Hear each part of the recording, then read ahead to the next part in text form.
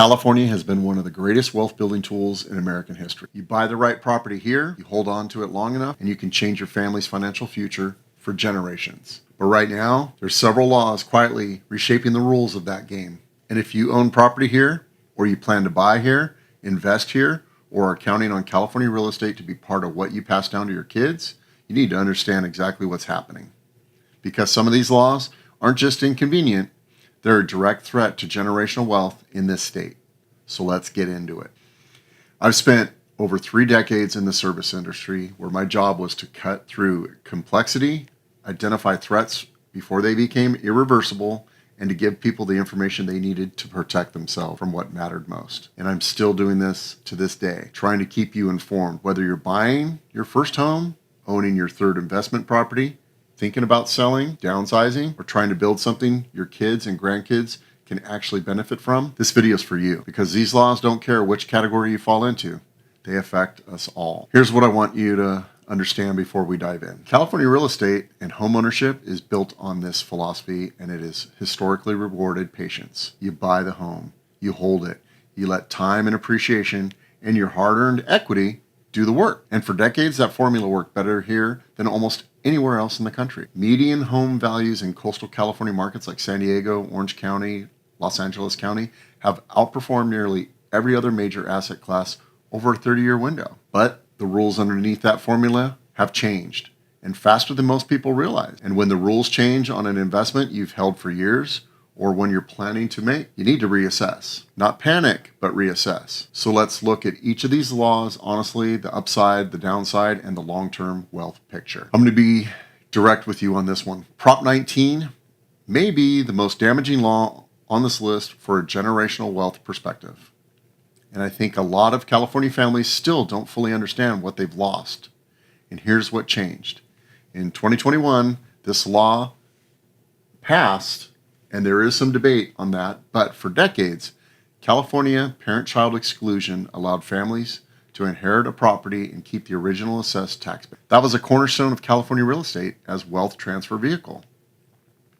You could buy your home in the 70s, 80s, or 90s, build equity over decades, and pass it over to your children with the understanding that the tax burden would remain manageable. That's how wealth moved from one generation to the next in this state. Well, Prop 19 dismantled that. Now, unless the child moves into the parent's primary residence, that is the inherited property, and take it as their primary residence within 1 year, the property gets reassessed at the current market value. So vacation homes, rental properties, investment properties, commercial buildings, you have zero protection. The exclusion that does remain is narrow, roughly a 1.1 million above the parent's assessed value, but on many coastal properties, that exclusion barely touches the real exposure. The real world numbers are devastating, and families have seen property tax bills jump from $1,200 a year to $17,000 or $19,000 literally overnight after a parent passes away. And people who plan their entire estate strategy around passing a California property to their children are being forced to sell homes that have been in their family for 30, 40, sometimes 50 years. Not because they want to, but because suddenly they can't afford to keep them due to the taxes. If you're an investor, here's the pros. The pro, and I want to be honest about this, even though this law concerns me, Prop 19 is creating inventory. Established homes in desirable neighborhoods that would have never come on the market are now hitting the MLS because heirs can't sustain the new tax burden. For investors and buyers who are well capitalized and have the money to come in and purchase and are ready to move, many of these homes have motivated sellers, sometimes in prime locations, that haven't sold in decades. That is a real opportunity. The con is the long-term signal this sends to people about California as a place to build wealth. If the state can change the inheritance rules once, don't you think they can change them again? And every time those rules change, the value proposition of California real estate as a multi-generational asset weakens. So investors making 20 and 30-year decisions need to factor in not just today's laws, but California's demonstrated willingness to rewrite the rules. The generational wealth reality, I'll say this plainly. If you're a California homeowner and your estate plan relies on passing property to your children without them occupying it, you need to talk to a real estate attorney and an estate planner today. The strategy you built 5 or 10 years ago may no longer work. The title, the structure, the trust language, the timeline of transfer, all of it needs to be really reevaluated under Prop 19. This is not optional. This is your family's financial future. And I've had that talk with our attorneys over my family's own trust. Now, there is a third attempt underway to get a partial repeal of Prop 19 on the November 2026 ballot. 2 previous efforts failed to gather enough signatures. Whether this one qualifies is still uncertain. But the level of grassroots frustration behind these repeal efforts tells you exactly how much damage this law has done to California families. So here's your takeaway. Review your estate plan. Review your title. Do not assume the strategy you had in place before 2020 still holds. And work with professionals who understand the current law, not the law you thought you were operating under. Crisis number 2, the law, and I think this is the most underestimated as long-term threat to California property values. And I want to address both the near-term deal impact and the bigger picture. So here's what's happening. Major insurers are pulling out of high-risk zones in California. You know, the fire-prone areas, the canyon properties, the hillside homes, the brush-adjacent communities. When private insurers exit, homeowners and buyers get pushed to the California FAIR plan. That's the state's insurer of last resort. And it's more expensive, it covers less, and in some zip codes, it's becoming the only option available. I've actually seen friends move to Texas just because of their fire insurance costs went up so egregiously. So areas in our valley, like Duluth, La Crusta, take notice. The premium numbers are jarring. Policies that were maybe $3,500 a year are coming back quoted as $9,000, upwards to $15,000 in affected areas. And if you don't think this can collapse a real estate deal after full pre-approval because the buyer couldn't secure affordable insurance, it's not about the credit, it's not the inspection, it was on insurance. For investors, the pro, if you can call it that, cash buyers who don't require lender-mandated insurance can sometimes acquire properties at a discount in affected areas because the buyer pool has shrunk. If you have capital and a long-term horizon, there are deals being made in fire risk zones that probably wouldn't have been available in a normal market. The con is significant and layered. Properties that are difficult or impossible to insure at a reasonable cost have structurally smaller buyer pool. And a smaller buyer pool limits your exit options. You have limited exit options, you're suppressing appreciation, or you compress it entirely. If you're holding California property as a long-term asset in a high-risk zone and you're expecting it to perform the way it did 10 years ago, you need to re-examine that assumption. Insurance isn't just a carrying cost, it's a direct factor in your property's future liquidity and value. The generational wealth concern, this one's quiet but deeply serious. A property you intend to hold for 20 years and eventually pass to your children could look very different as an asset if the insurance market in the corridor remains distressed for a decade.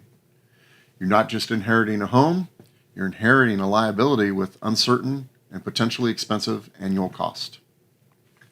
That changes the math on what it means to pass California property to the next generation. For sellers, you need to proactively be addressing the insurance documentation before listing your home for sale.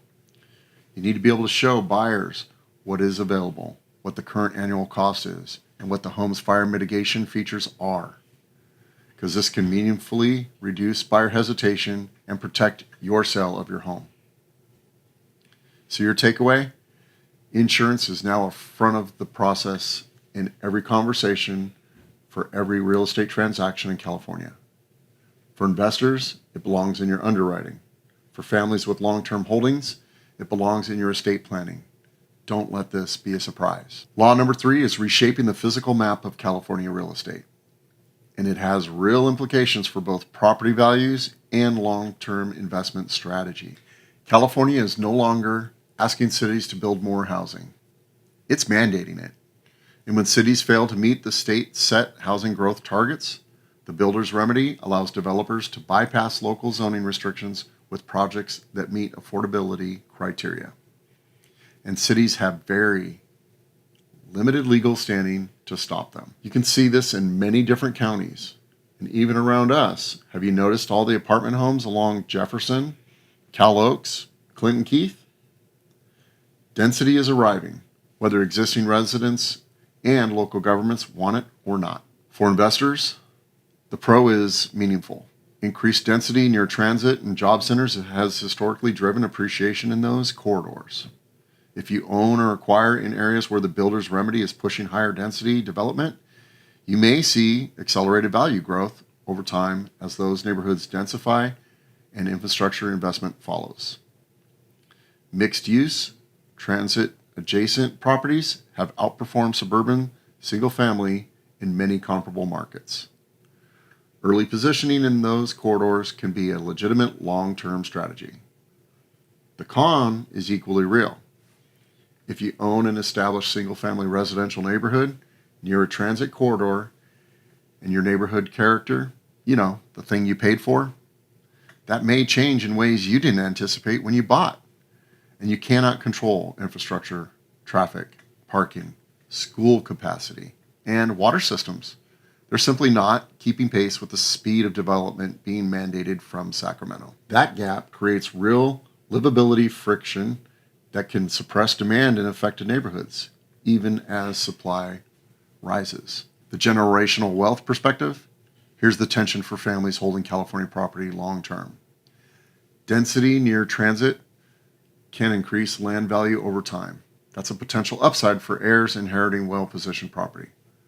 But if the character of the neighborhood degrades faster than infrastructure can support it, you may find that asset increasingly difficult to sell at the price you anticipated passing down. Location still matters, but location in California is increasingly defined by state policy, not just geography.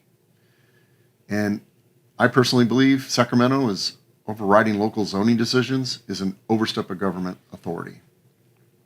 Communities should have meaningful input over their own development.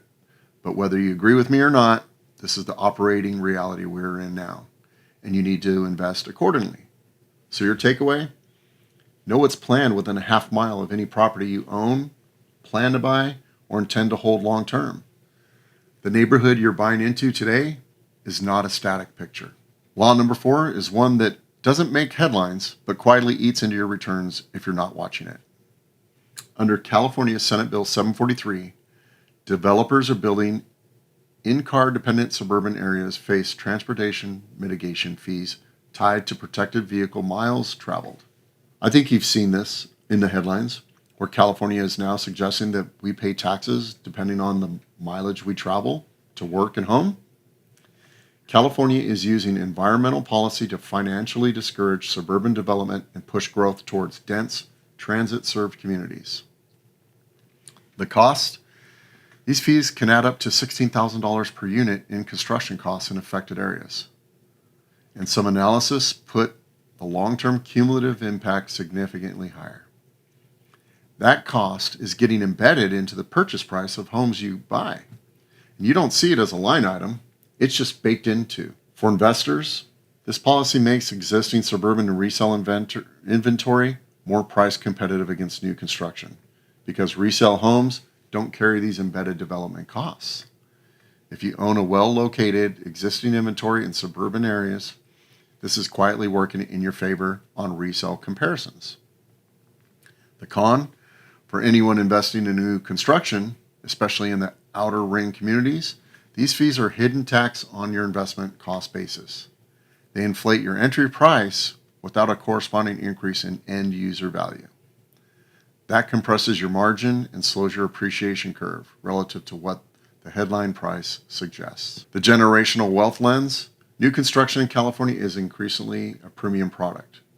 With government mandated cost layers built in, families building wealth through real estate need to understand that buying new in suburban California right now means paying for state environmental and transportation policy inside that purchase price.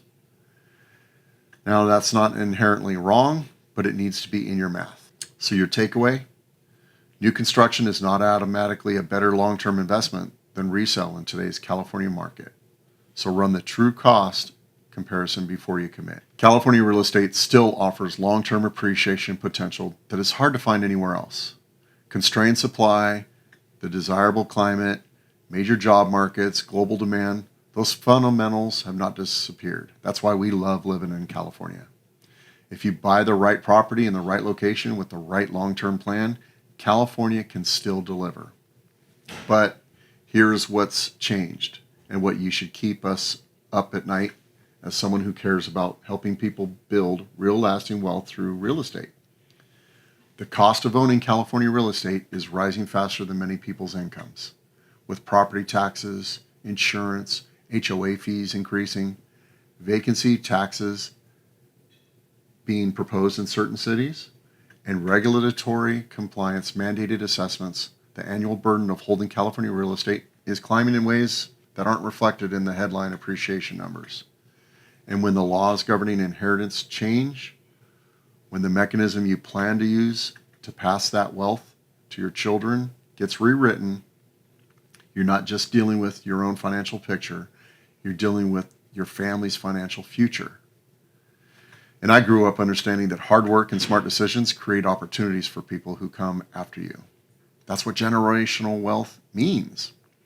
And when I look at what California is doing legislatively, Prop 19 dismantling the inheritance model, the insurance costs, making properties unaffordable to hold, vacancy taxes penalizing ownership, I worry that this state is making it harder and harder for families to use real estate as a multi-generational wealth vehicle it has historically been. This doesn't mean give up on California. It means go in with your eyes open, structure your purchases intelligently, revisit those estate plans, work with professionals who you trust that understand the current rules, not the rules from 2018, and make sure the properties you hold and plan to pass down are worth holding under today's cost structure, not yesterday's assumptions. So whether you're buying your first home, making your fifth investment, downsizing into the next chapter, or trying to build something your kids can actually benefit from, these laws are in the room with you. They affect your carrying costs, your exit options, your tax bills, and your ability to transfer wealth and the future value of everything you're building. And I've spent 30 years making sure people understood the rules before they made decisions that they couldn't undo. So that's the same principle here. If you're in California and you want real conversation about what any of this means for you and your specific situation, whether you're buying, selling, holding, or planning, reach out to the realtors, estate, and trust attorneys that you trust and let them know that you need to reassess everything. Hey, and if this gave you something to think about, drop a comment. I want to know which of these concerns you the most for your own situation. I hope this video was helpful. Thanks for watching, and until next time, stay blessed.